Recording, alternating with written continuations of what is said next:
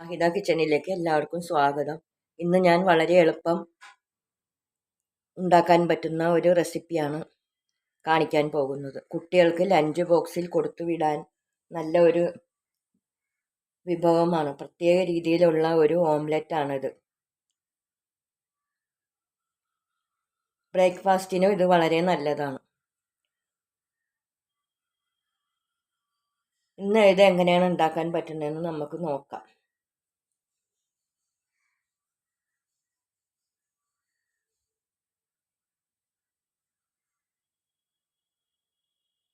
ഇതിന് വേണ്ട സാധനങ്ങൾ എന്തൊക്കെയാണെന്ന് ഞാൻ കാണിച്ചു തരാം. സവാള ഒരെണ്ണം ഇടത്തരം ഉള്ളത് പൊടിപ്പൊടിയായിട്ട് അരിഞ്ഞത്, ഇഞ്ചി വെളുത്തുള്ളി പൊടിപ്പൊടിയായിട്ട് അരിഞ്ഞത്, കറിവേപ്പില, മുളക് പൊടി, ഉപ്പ്, ഇതെല്ലാം കൂടെ ഒരിച്ചിരി വിനാഗിരി ഒഴിച്ച് മിക്സ് ചെയ്യണം. വിനാഗിരിയുടെ കുത്ത് ഇഷ്ടമില്ലാത്തവർ ഒരു തുള്ളി വിനാഗിരി ഇട്ടാൽ മതി. ഉപ്പും വിനാഗിരിയും ഉള്ളിയും മുളകും എല്ലാം കൂടി മിക്സ് ചെയ്ത് എടുക്കണം. മിക്സ് ചെയ്ത് വെക്കണം. അതിനുശേഷം ഒരു മുട്ട പൊട്ടിച്ച്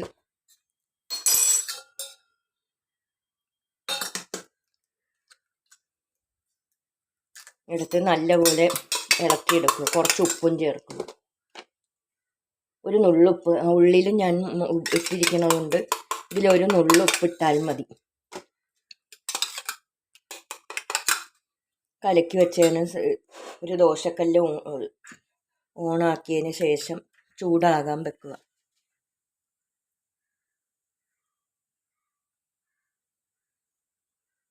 പണ്ടുള്ളവർ ഉണ്ടാക്കിയിരുന്നതാണ് ഇത്. ഉള്ളികളെല്ലാം ആദ്യം എണ്ണയിലെടുത്ത് നല്ല മൂപ്പിച്ച് എടുത്താണ് ഇത് ഉണ്ടാക്കുന്നത്. ഇതെല്ലാവർക്കും ഏകദേശം എല്ലാവർക്കും അറിയണ ഒരു കറിയാണ്. ഒരുതരം പ്രത്യേക ഓംലെറ്റാണിത്. നല്ല എരിവും എല്ലാം ഉണ്ട്.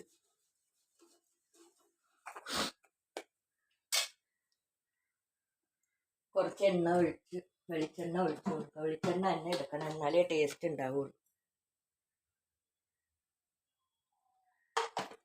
അത് ഈ ഉള്ളികൾ വിരവി വെച്ചിരിക്കുന്ന ഉള്ളികൾ ഇട്ട് കൊടുക്കും.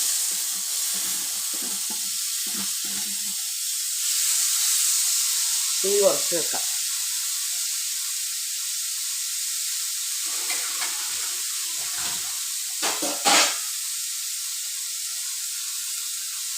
നല്ലവണ്ണം ഇളക്കി കൊടുക്കും.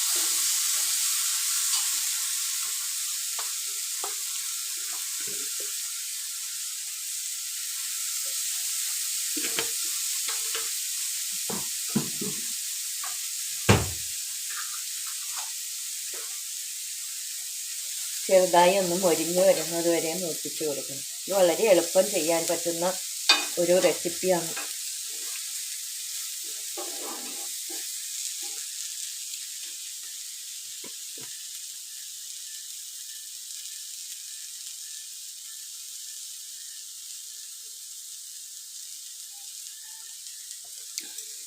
കുറച്ച് കാടി വരുമ്പോൾ കുറേനകത്ത് മുട്ട ഇട്ട് കൊടുക്കാം.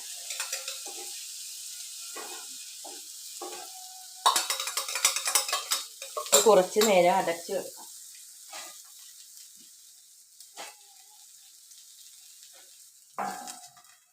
ഒരു 2-3 മിനിറ്റ് അടച്ച് വെക്കണം.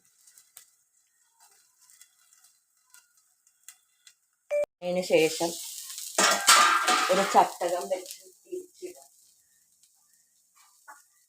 സവാളയും മുട്ടയും വെന്തതിന് ശേഷം ചട്ടകം വെച്ച് ഒന്ന് പതുക്കെ, വെന്തിട്ടില്ല, ഇച്ചിരി കൂടി വേവാം.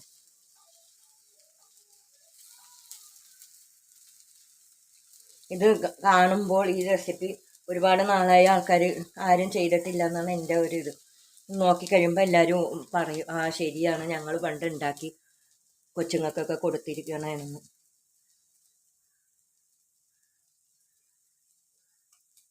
ഇത് ചോറിൻ്റെ കൂടെയും ചപ്പാത്തിയുടെ കൂടെയും എല്ലാം നല്ലതാണ്.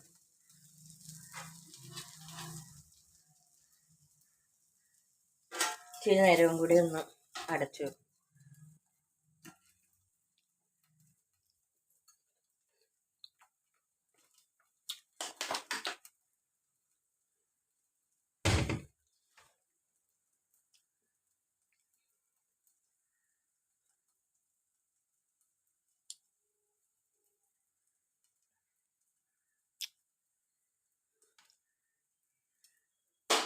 തുറന്നതിന് ശേഷം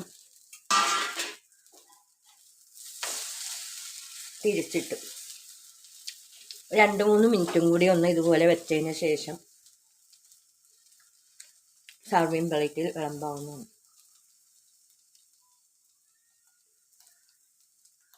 നല്ലവണ്ണം വെന്ത് കിട്ടണം, എന്നാലേ ടേസ്റ്റ് ഉണ്ടാവുള്ളൂ.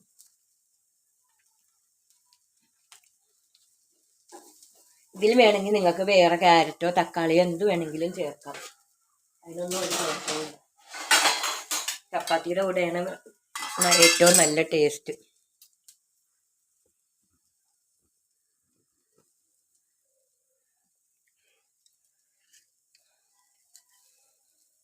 കുറച്ചും കൂടെ വേകണം, നല്ല മൊരിഞ്ഞ് കിട്ടിയാലേ ടേസ്റ്റ് ഉണ്ടാവുള്ളൂ. ഉള്ളിയിൽ കിടന്ന് മൊരിഞ്ഞ മുട്ട എന്നാണ് ഇതിൻ്റെ പേര്.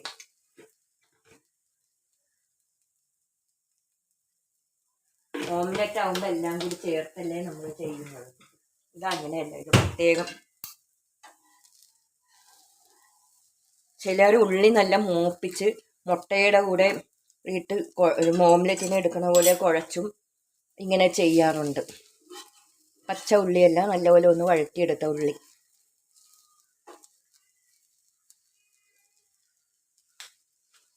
നല്ല മണം വരുന്നുണ്ട്, കറിവേപ്പിലയുടെ എല്ലാം നല്ല മണം.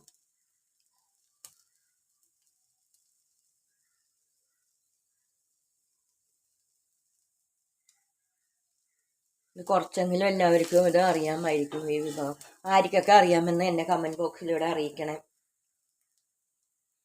ഇതറിയാത്തവർക്ക് വേണ്ടിയാണ് ഞാനിത് ചെയ്യുന്നത്. ബാച്ചിലേഴ്സിനും പ്രവാസികൾക്കും എല്ലാം ഇത് പെട്ടെന്ന് ചോറ് മാത്രം വെച്ചിട്ട് പോയി ജോലി കഴിഞ്ഞ് ചോറ് കഴിക്കാൻ വരുമ്പോൾ ഇത് പെട്ടെന്ന് ചെയ്ത് കഴിക്കാവുന്നതാണ്. 10 മിനിറ്റ് കൊണ്ട് ഉണ്ടാക്കാൻ പറ്റുന്ന ഒരു കറിയാണിത്.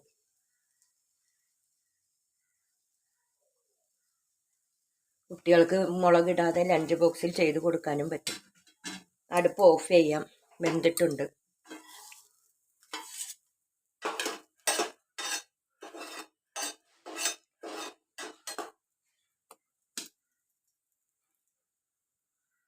ചെയ്ത് നോക്കി ഇഷ്ടപ്പെടുകയാണെങ്കിൽ ലൈക്ക് ചെയ്യുക, ഷെയർ ചെയ്യുക, കമൻറ്റ് ചെയ്യുക.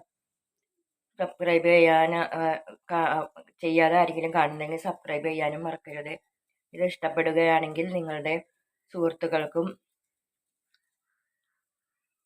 സ്വന്തത്തിലുള്ള ആൾക്കാർക്കും അത് ഷെയർ ചെയ്ത് കൊടുക്കണേ. ഇതൊരു നല്ല റെസിപ്പിയായിട്ട് വരുന്നത് വരെ ബൈ.